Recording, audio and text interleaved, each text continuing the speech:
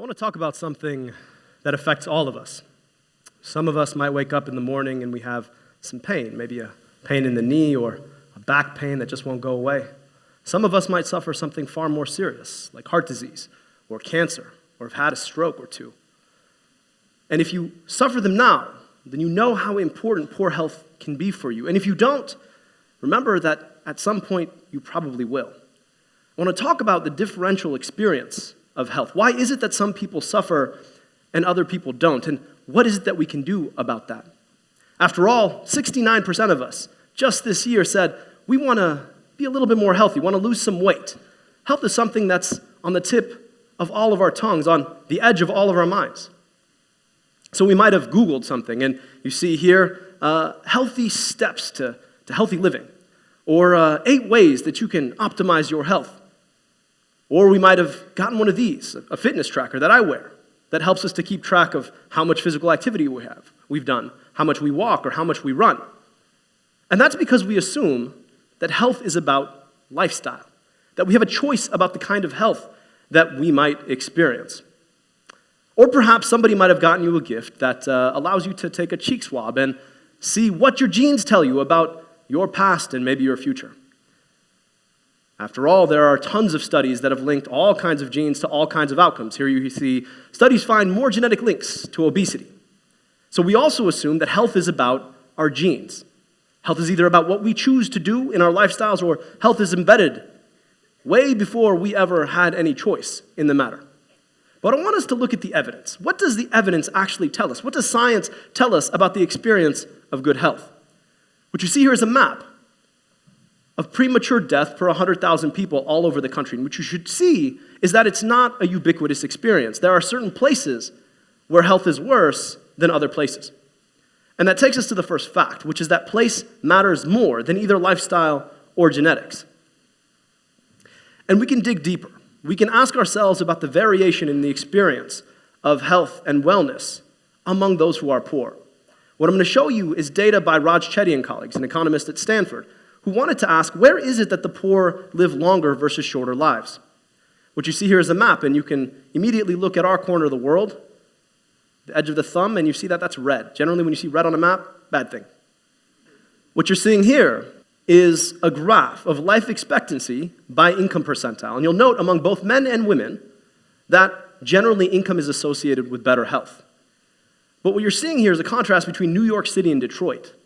And you see that after the 50th percentile, you have this unraveling of the two curves. How do we explain that? But first, the second fact is that place matters even more for the poor.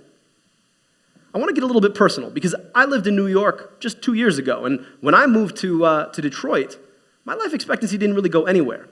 And that's because I'm insulated by the fact that I have money and resources and education and human capital.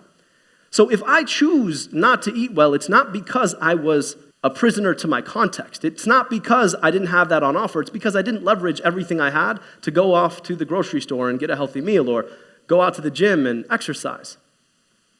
I want to contrast that with Miss Joy. She's a 66-year-old woman who I take care of in Detroit. She's somebody who is part of the 677,000 people who I'm responsible for as the health director in the city. And if I were to say, Miss Joy, you really ought to eat better, you know what she'd tell me?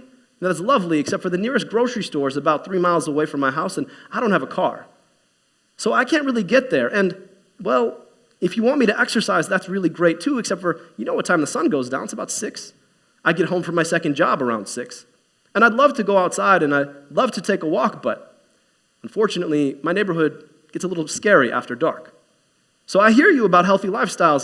That's just not going to work for me.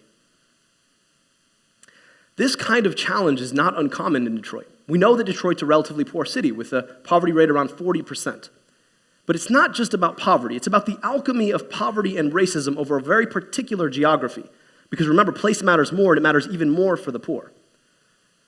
Detroit is a huge city. You could fit all of Boston, San Francisco, and Manhattan in our city and still have room to spare. So you have poor people in a big city that's highly vacant. What you're seeing here is the efflux from Detroit. Not since 1967, when it started, but in the last completed decade, between 2000 and 2010. and it's really hard to get around. The tragic irony of the Motor City is that only about 40% of Detroiters have regular access to a car.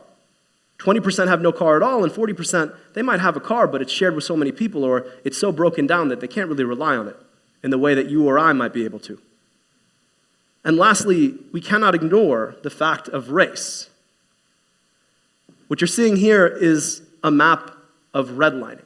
This is a map from the late 1930s by a group called the Hearn Brothers, who were real estate moguls in Detroit. And what it shows you is where people of particular races could live and not live. And so what has happened over 60 years is we have concentrated the poor and minorities in particular parts of our city, even as we built highways for certain people to be able to leave. We did not build public transportation. We built highways. Because who built Detroit? The automotive industry. Which gets us to the third fact, that health is about access. Right? The reason place matters is because health is about access to food and exercise and education and healthcare and social support, and about exposure to things like trauma and violence and racism. But there are opportunities. Public health is what we as a society do collectively to assure the conditions within which people can be healthy. To assure the conditions within which people can be healthy. Public health is about place. And the first opportunity that we have is to be able to think about access to food and exercise and education and healthcare and social support and exposure to trauma and violence and racism and invest in public health. The second is to think about what causes diseases in the first place. Heart disease is the most common killer in American society and the globe overall. So I want us to think about what causes this gentleman's heart attacks. Now, I know this gentleman looks a lot like President Barack Obama. I mean the former president, no harm.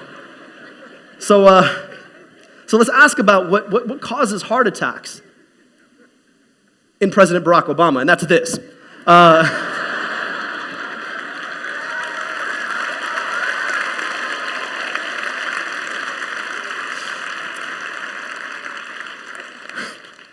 But let's get down to it. So what causes heart attacks? If this was a room full of medical students, you guys would tell me something like this. Atherosclerotic plaques, right? It's when you have infestation of the intima by cholesterol over time that causes a blockage of a coronary artery, which blocks downstream blood from parts of the heart, which kills the heart, which causes a heart attack. That's a right answer. But we have to think upstream. What are the causes of the causes? Things like hypertension and high cholesterol and obesity. But let's keep asking, what causes a heart attack? Things like smoking and poor diets and low physical activity and smog. You guys know the drill already, right? What causes that? Social policy, poverty, and economics.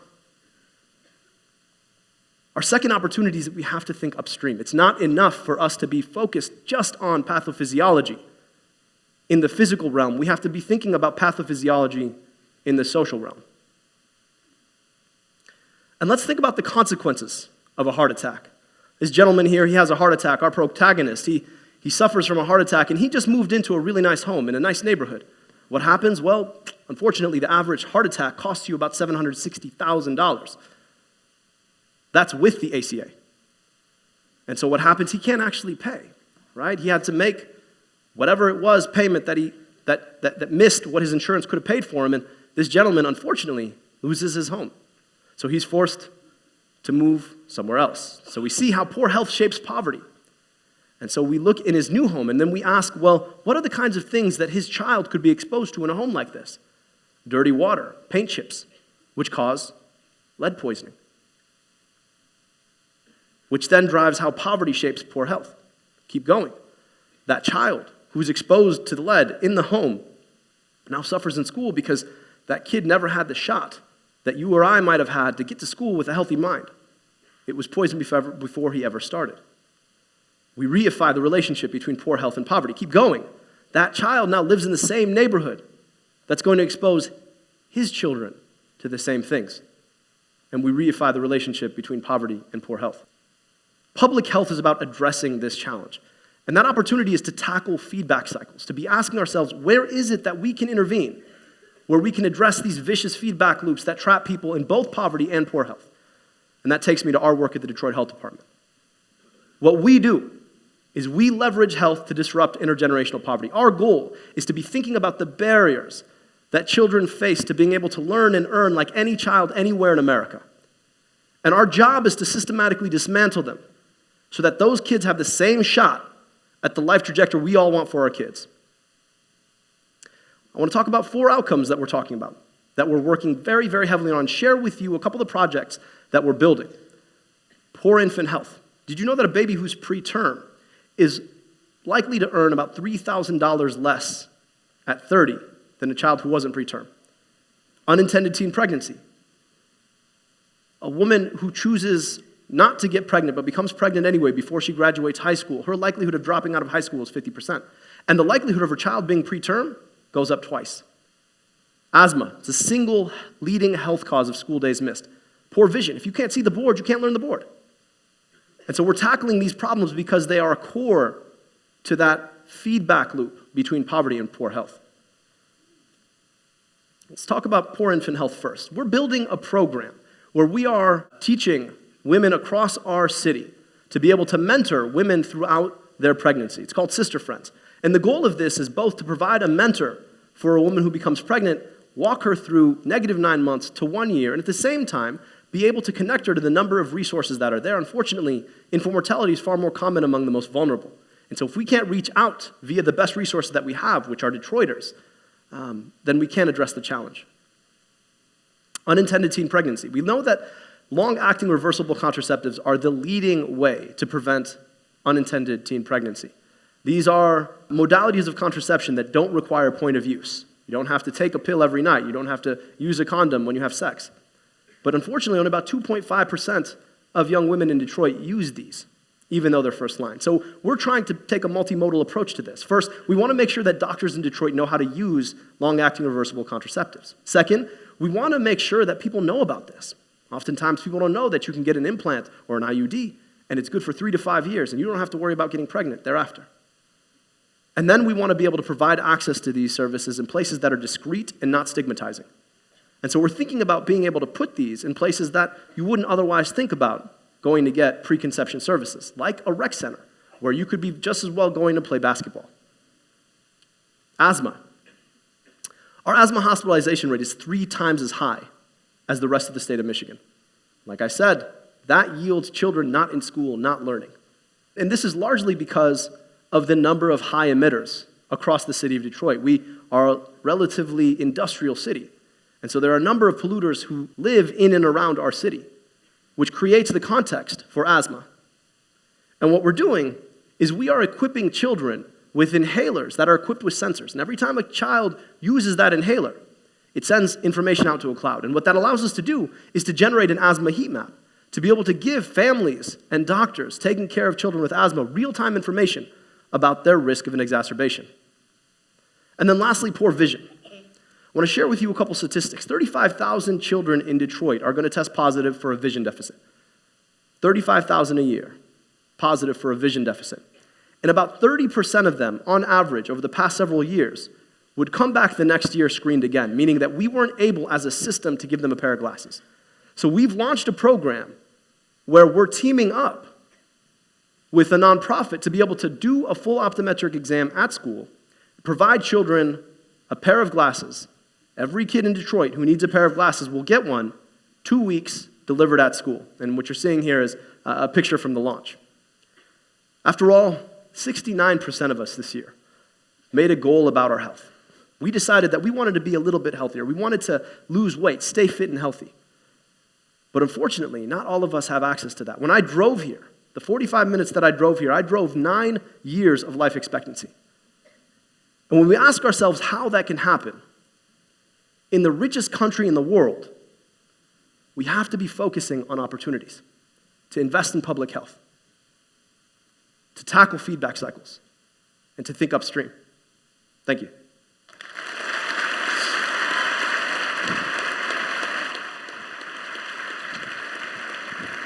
All right, guys, wait up. So my mom's never going to believe this, so I got to get the selfie, okay? All right, I need you all to put your arms up. Let's go. Let's do this. All right, ready? 1, 2.